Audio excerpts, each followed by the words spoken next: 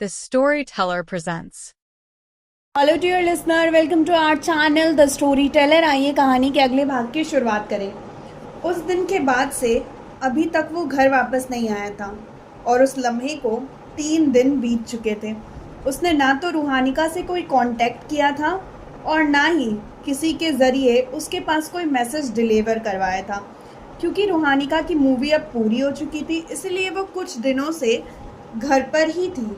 पर अब उसके चेहरे पर ना तो वो चमक थी जो पहले देखने को मिलती थी, ना उसके होठों पर मुस्कुराहट ने अपने रंग बिखेरे थे। उसे देखकर इस बात का अंदाज़ा लगाना भी मुश्किल होता था कि वो कब क्या सोच रही होती है। वो बस खुद को अपने कमरे में बंद रखती थी, ज़रूरत पड़ने पर बाहर आती या कभी बार बार काकी के कहने पर खाना खाने के वक्त पर नीचे चली आती। उससे ज़्यादा वो अपने कमरे से बाहर निकलने की तकलीफ़ नहीं करती थी। इसके अलावा ना वो किसी से बातचीत करती थी, वो बस खुद के साथ अकेले में कमरे में बंद रहती थी। हाँ, कभी कभी बालकनी में वो नव्या और ध्वनि से बात करती हुई ज़रूर नज़र आती थी। एक शाम रूहानिका अपनी बालकनी में बैठी खाली आंखों से आसमान को देख रही थी। चेहरे पर कोई भी इमोशन नहीं था और वो किसी गहरी सोच में गुम थी।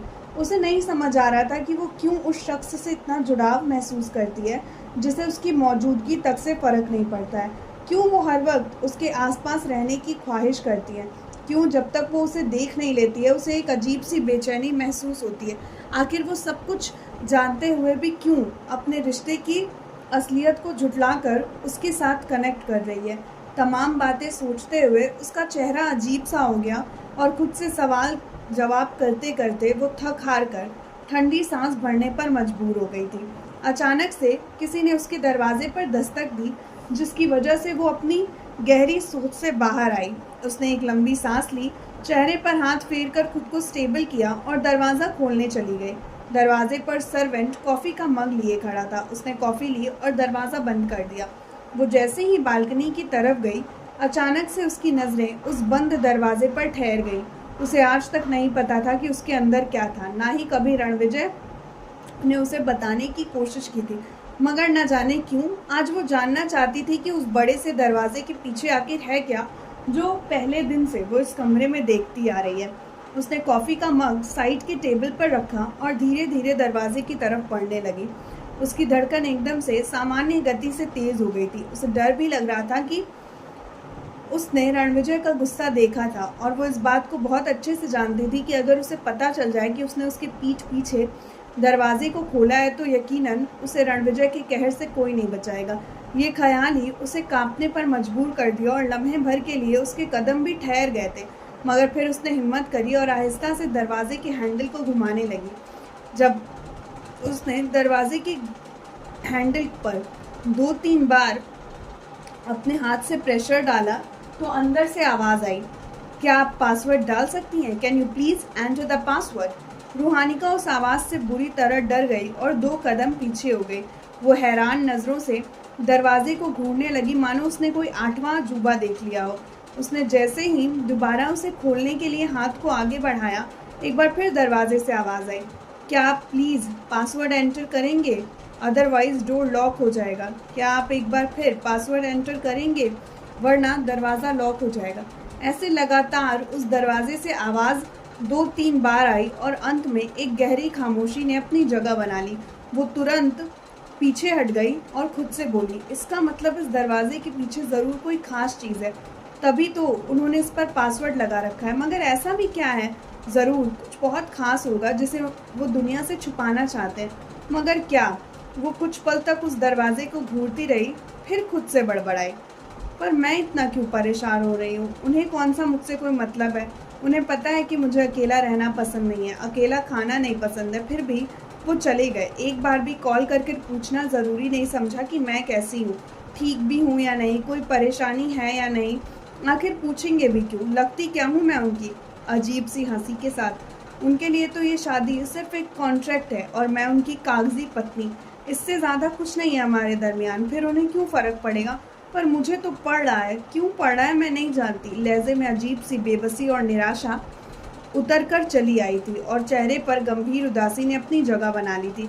हालांकि उन दोनों ने पहले ही सब कुछ निश्चित कर लिया था कि उनके लिए ये शादी महज कागजी होगी और वो एक दूसरे से कोई उम्मीद नहीं रखेंगे। मगर फिर भी ना जाने क्यों इस नादान लड़की ने रणविजय से उम्मीद लगाना शुरू कर दी थी। उसे यकीन था कि कभी ना कभी वो इस कॉन्ट्रैक्ट को ख़त्म कर देगी और ये हमेशा के लिए हरगिज़ नहीं होगा, बल्कि उनकी ज़िंदगी की नई शुरुआत के लिए उनके दरमियान मौजूद ये कागजी कॉन्ट्रैक्ट ख़त्म हो जाएगा। वो ऐसा चाहती थी, वो हमेशा से उसके साथ रहना चाहती थी, हमेशा से उसके सरनेम को अपने साथ ताउम्र रखना चाहती थी। वो पूरी ज़िंदगी मिसेस रूहानी का रणविजय सिंह रावत बनकर रहना चाहती थी। उसे खुद पर गुस्सा भी आ रहा था कि क्यों वो उस शख्स से उम्मीद लगा रही थी। उसने तो कभी सामने से उससे कुछ कहा भी नहीं था, फिर वो क्यों ऐसा कर रही थी? कहीं वो उससे प्यार तो नहीं करने लगी? और ये ख्याल ही उसे ऐसा महसूस करवा रहा था कि मानो सीने से दिल चीरकर बाहर आ जाएगा। उसने अपने सीने पर हाथ रखा और रणविजय की तस्वीर को देखने लगी, जो बेड के पीछे बड़ी ही शान से लगी हुई थी। उस तस्वीर में द ग्रेट रणविजय सिंह की मुस्कुराहट देखने लायक थी और किसी की भी नज़रें उस पर ठहर सकती थी। ऐसा ही हाल इस दीवानी का भी हुआ और उसने तस्वीर को देखते हुए खुद से कहा, क्या सच में मुझे आपसे मोहब्बत हो गई है मिस्टर रावत? लेकिन अगर ऐसा है तो फिर मेरे लिए तो आपको छोड़कर जाना बहुत मुश्किल हो जाएगा। क्या मेरा प्यार एक तरफा रह जाएगा? क्या आपको कभी भी मुझसे मोहब्बत नहीं होगी? क्या आपको मुझसे ज़रा भी इतने वक्त में लगाव महसूस नहीं हुआ? हम इतने वक्त से साथ में रह रहे हैं, क्या आपको मेरी आदत नहीं हुई जैसे मुझे आपकी हो गई? जैसे मुझे आपकी कमी खलती है, क्या आपको मेरी कमी का एहसास नहीं होता? मेरे आसपास ना होने से आपको बेचैनी होती है जैसी मैं महसूस करती हूँ जब आप मेरे आसपास नहीं होती? बोलिए ना, आप खामोश क्यों हैं? क्या आप भी मुझसे मोहब्बत करते हैं? मगर वो जिससे सवाल कर रही थी वो भला उसे कैसे जवाब दे सकता था? वो तो रणविजय की तस्वीर थी, जो बिना पलके झपकाए एकटक मुस्कुराते हुए रूहानिका को देख रही थी और उसी खामोशी से उसकी सारी बातें भी सुन रही थी। रूहानिका को ज़रा देर से इस बात का एहसास हुआ, लेकिन जैसे ही उसने इस बात को महसूस किया, सर पर चपत लगाते हुए खुद पर ही हंसते हुए बोली, आप मुझे क्या बताएंगे? मेरी हरकतें बता रही है कि मैं आपके प्यार में पागल हूँ, मगर अफसोस मैं आपको ये कभी नहीं बता पाऊँगी। नहीं बता पाऊँगी कि मुझे आपसे कितनी मोहब्बत है। नहीं बता सकती कि अगर आपने मुझे छोड़ दिया तो शायद मेरी ज़िंदगी में कुछ नहीं बचेगा और ना ही मैं अकेले जी पाऊँगी। शायद मेरा प्यार अधूरा रह जाएगा, पर कोई बात नहीं, हम जितने दिन भी साथ रहेंगे मैं हमारी यादों को समेट लूँगी, ताकि जब आप मुझे छोड़ दें तो मैं उनके सहारे ज़िंदगी जी सकूँ। अब मैं अपना हर एक लम्हा आपके साथ यादगार बनाऊँगी और ये मेरा खुद से वादा है। उसने खुद से हंसते हुए अपनी बात को कहना शुरू किया था, मगर आखिर तक आते आते उसके लफ्ज़ टूटने लगे थे और आंखों में आंसुओं ने अपनी जगह बना ली थी। उसकी आंखों से आंसू लुढ़क कर चेहरे पर बिखरने लगे थे और उसके लिए खुद को संभालना मुश्किल हो रहा था। जब तक उसे इस बात का एहसास नहीं हुआ था तब तक कोई बात नहीं थी, मगर अब जब वो जान चुकी थी कि इन दिनों वो जो भी बदलाव, जो भी तकलीफ़, जो भी एहसास महसूस कर रही है उसका सबब क्या है, तो उसका सब्र टूट गया। वो घुटनों के बल ज़मीन पर बैठ गई और आंखों से बेहिसाब आंसू बहाते हुए फूट फूट कर रोने लगी। सिर्फ ये ख्याल कि उसे, यानी कि रूहानिका को रणविजय को छोड़कर जाना होगा, उसकी रूह से जिस्म खींच लेने जैसा था। मगर कल को जब वो खुद उसे इस घर से निकालेगा या कहेगा कि वो यहाँ से चली जाए, तब वो क्या करेगी? कैसे संभालेगी खुद को? उसने अपनी औकात से ज़्यादा बड़े सपने देख लिए हैं। वो होती कौन है ये सोचने वाली कि द ग्रेट रणविजय सिंह रावत उसे अपना बनाएगा, दुनिया और समाज के सामने उसे अपनी पत्नी का दर्जा देगा। इस वक्त उसका स्टेटस चाहे जो हो, मगर सच तो यही है ना कि वो एक मिडिल क्लास लड़की है जिसने हालातों के आगे मजबूर होकर रणविजय सिंह रावत से कॉन्ट्रैक्ट मैरिज करी है और एक वक्त पर आकर इस कॉन्ट्रैक्ट का ख़त्म होना भी ज़रूरी है। क्या तब भी सब कुछ ऐसा ही रहेगा जैसा आज है? नहीं, तब तो सब कुछ बदल जाएगा। वो काफ़ी देर तक बैठी सोचों का ताना बाना बुनती रही और इस बीच एक लम्हे के लिए भी उसकी आंखों से आंसू नहीं थमे। काफ़ी देर तक वो यूं ही बैठी रही। उसने किसी तरह से खुद को संभाला और फिर बाथरूम की तरफ चली गई। उसने जैसे ही खुद को आईने में देखा, खुद की हालत पर ही दिल खोलकर हंसी। आंखें रोने के कारण सूख चुकी थी, साथ ही लाल भी थी। चेहरा भी बुरी तरह से लाल हो रखा था। कुछ देर तक वो खुद को यूं ही देखती रही, फिर उसके बाद उसने अपने चेहरे को साफ किया और झूठी मुस्कुराहट के साथ बाथरूम से बाहर निकली। सीधा ड्रेसिंग टेबल के पास गई और खुद की हालत को सही करने लगी। वो नहीं चाहती थी कि किसी को भी पता चले कि यहाँ पर उसकी हालत कितनी ख़राब है।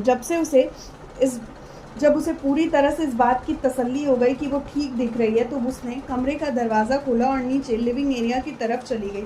काफ़ी वक्त से उसने खुद को उस कमरे में कैद कर रखा था, मगर अब इस चीज़ का कोई फ़ायदा नहीं होने वाला था। भले ही उसे अपने प्यार का एहसास हो चुका था, मगर वो किसी को ये बता नहीं सकती थी। उसने सोच रखा था कि वो उसे इग्नोर करेगी। हालांकि उसके लिए ये काम बहुत मुश्किल था, मगर अभी उसे यही सही लग रहा था। कम से कम वो जितना उससे कम जुड़ेगी, आगे चलकर उसे उतनी ही कम तकलीफ होगी, उसका ये ख्याल था। बाकी सर्वेंट और काकी ने जब उसे यूं सीढ़ियों से नीचे आता देखा तो उनके होठों पर भी गहरी मुस्कान आ गई। रूहानिका ने जब उन लोगों को खुद की तरफ मुस्कुराते देखा तो खुद भी मुस्कुराई और काकी से बोली, मेरे लिए एक कड़क कॉफ़ी बना दीजिए। और हाँ, मैंने वो कॉफ़ी नहीं पी तो मुझे वो पसंद नहीं आई है, तो प्लीज़ उसे कमरे से हटवा दीजिए। काकी, बिल्कुल मेरी बच्ची, आप बैठो, मैं आपके लिए कॉफ़ी खुद अपने हाथों से बना कर लाती हूँ। उन्होंने सर हिलाया और बाकी सर्वेंट को उनका काम समझाते हुए वहाँ से चली गई। कुछ देर बाद वो उसके लिए कॉफ़ी ले आई और फिर किचन की ओर बढ़ गई। रूहानिका ने सोशल मीडिया साइट को देखना शुरू किया। कुछ दिनों से उसने चेकआउट नहीं किया था कि आखिर इंडस्ट्री में चल क्या रहा है, पर उसे कुछ भी इंटरेस्टिंग नहीं मिला। अभी उसकी फिल्म का प्रमोशन शुरू नहीं हुआ था, वो कल से स्टार्ट होने वाला था। उसने कुछ देर फ़ोन चलाया, फिर अपने कमरे में जाने का सोचकर उठने लगी, पर तभी दरवाजे पर दस्तक हुई और वो ठहर गई। सर्वेंट ने जाकर दरवाज़ा खोला और बाहर खड़े शख्स को देखकर रूहानिका के चेहरे पर हैरानी आ गई, क्योंकि वहाँ पर कोई और नहीं, उसकी बीमारी का इलाज और उसकी पूरी की पूरी बीमारी यानी कि रणविजय सिंह रावत खुद खड़ा था। उसे देखकर उसके चेहरे पर खुशी के भाव आए, मगर जल्दी ही उसे एहसास हुआ तो उसने उसे छुपा लिया और खुद को कंपोज करने की कोशिश करने लगी। रणविजय की नज़रें अभी तक उसके ऊपर नहीं पड़ी थी, क्योंकि उसका पूरा ध्यान तो मोबाइल पर था। शायद वो किसी को मेल कर रहा था। रूहानिका ने उसे देखा और उसके चेहरे पर एक अजीब सी मुस्कान आ गई। उसने खुद की हालातों पर दिल खोल कर हंसना चाहा, मगर वहाँ की सिचुएशन को देखकर होंठ सी लिए। वो जिस शख्स को पागलों की तरह चाहती थी, उसके पास तो रूहानिका को देखने तक का वक्त नहीं था। कुछ देर तक वो खाली आंखों से यूं ही उसे देखती रही। फिर जैसे ही रणविजय ने नज़र उठाकर उसकी तरफ देखा, उसका भी दिल धड़क उठा। 3 दिन बाद वो उसको देख रहा था। उसके चेहरे पर एक मुस्कुराहट आ गई, मगर रूहानिका ने एक नज़र उसे देखा और फिर इग्नोर कर कमरे में चली गई। उसके चेहरे पर अब कोई भी इमोशन नहीं थे। उसे ये बात बहुत अजीब लगी, क्योंकि जितना उसे पता था या फिर वो जितना उसे जान पाया था, इस हिसाब से तो उसके भी चेहरे पर मुस्कुराहट आनी चाहिए थी, मगर नहीं, वो तो नहीं मुस्कुराई। मुस्कुराना तो दूर, वो तो यहाँ पर ठहरी भी नहीं। और उसने उसे इस तरह से इग्नोर क्यों किया? वो वहीं खड़ा इस बारे में सोचने लगा। कुछ देर तक सोचता रहा, मगर फिर जब कुछ समझ ना आया तो चुपचाप से लिविंग एरिया के सोफे पर आकर बैठ गया। उसके चेहरे पर बला की थकावट नज़र आ रही थी। वाकई वो इन दिनों बहुत थक गया था। उसने लगातार कई प्रोजेक्ट्स पर काम किए थे, कई मीटिंग, कई कॉन्ट्रैक्ट साइन किए थे, कई मसले हैंडल किए थे। लोगों को सिर्फ उनकी सक्सेस दिखती थी। उस दुनिया की नज़र में वो इंडिया का नंबर 1 कंपनी का CEO था। उसके अंदर न जाने कितनी कंपनियां काम करती थी, पर किसी को भी इस बात का ज़रा भी अंदाज़ा नहीं था कि उसकी इतनी बड़ी सक्सेस के पीछे उसे कितना हार्डवर्क करना पड़ता था। कभी कभी तो उसके पास खुद के लिए ही वक्त नहीं होता था, मगर उसने कभी भी इस चीज़ की शिकायत नहीं की थी और खुद को पूरी तरह से सिचुएशन में ढालते हुए काम पर फोकस करने लगा था। ताकि तुरंत उसके लिए उसकी पसंदीदा कड़क कॉफ़ी बनाकर लाई और साथ में खाने के लिए कुछ स्नैक्स भी। उन्होंने उसे टेबल पर रखा और कुछ दूरी पर आकर खड़ी हुए। रणविजय ने टाई की नॉट को ढीली की और एक गहरी सांस भरकर कॉफ़ी की सिप लेने लगा। रणविजय ने जब कुछ नहीं कहा तो काकी समझ गई कि उसे किसी और चीज़ की ज़रूरत नहीं, तो वो वहाँ से चली गई। रणविजय ने कॉफ़ी ख़त्म करी और अपने कमरे की तरफ बढ़ने लगा। उसे अभी तक समझ नहीं आ रहा था कि क्यों वो एक बार भी उससे मिलने नहीं आई। उसने गहरी सांस ली और कमरे का दरवाज़ा खोल दिया। शायद उसे उसके आने का अंदाज़ा था, यही वजह था कि दरवाज़ा लॉक नहीं था। वो सीधे अंदर आया तो उसे वो बेड पर बैठी नजर आई। उसके हाथ में एक स्क्रिप्ट थी और दूसरे में वो फ़ोन पर कुछ टाइप करते हुए बड़ी ही व्यस्त नज़र आ रही थी। रणविजय समझ गया कि वो बिज़ी है, इसीलिए एक नज़र उसे देखा और फिर आगे बढ़ गया। रूहानिका ने नज़र उठाकर उसे देखना भी ज़रूरी नहीं समझा। ऐसा नहीं था कि उसे रणविजय की मौजूदगी का एहसास महसूस नहीं हुआ था, मगर उसने महसूस करते हुए भी इसे नज़रअंदाज कर दिया था। रणविजय जो कुछ कदम आगे आया था, ना जाने क्यों, मगर उसे रूहानिका का इस तरह से नज़रअंदाज करना गुस्सा दिला रहा था। उसे बिल्कुल पसंद नहीं आ रहा था कि वो उसे देख भी नहीं रही है। अब उसका सबर जवाब दे गया और वो गुस्से से उसकी तरफ बढ़ा, मगर जैसे ही उसके करीब आने को हुआ, रूहानिका का फ़ोन बज उठा और उसने तुरंत कॉल कनेक्ट किया और बिना रणविजय की तरफ देखे सीधे कमरे से बाहर निकलती चली गई। वो बस उसे जाता हुआ देखता रह गया। उसे तो कुछ भी कहने का मौका तक नहीं दिया गया था। उसे समझ ही नहीं आ रहा था कि इस लड़की में आखिर इतनी हिम्मत आई कहाँ से जो उसे द ग्रेट रणविजय सिंह रावत को इग्नोर करे। रणविजय ने कुछ देर तक उस दरवाजे को देखा, फिर कपड़े बदलने की गर्ज से वहाँ से चला गया। कुछ ही मिनट में वो दोबारा कमरे में वापस आया और बेड पर लेट गया। उसे सिर में बहुत दर्द महसूस हो रहा था। उसने अपना एक हाथ सर पर रखा और आंखें बंद कर लीं। वो बहुत थका हुआ था तो कुछ ही देर में नींद की गहरी आगोश में उतर